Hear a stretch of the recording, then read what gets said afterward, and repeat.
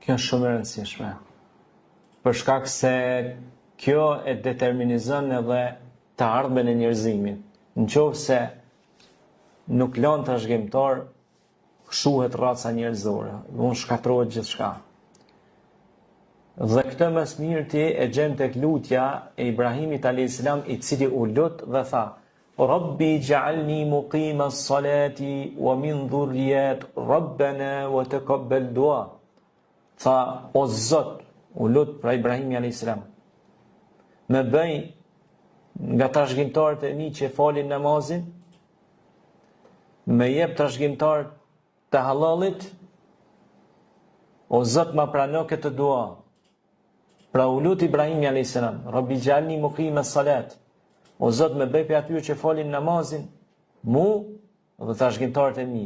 Pra fal nga mesi im, djem, po dhe vajza, që falin namazin.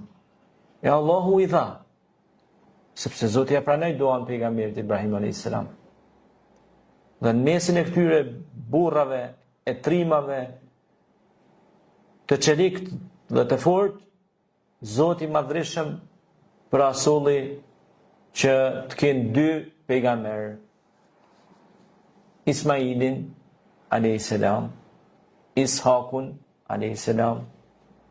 Pra këta dy djemt e kuj Ibrahimit. Pra Allahu le që e nderoj, të më thonë që ata e falen namazin. Po Allahu e nderoj lutin e ti sa që i boni dhe pejgamber djemt e ti.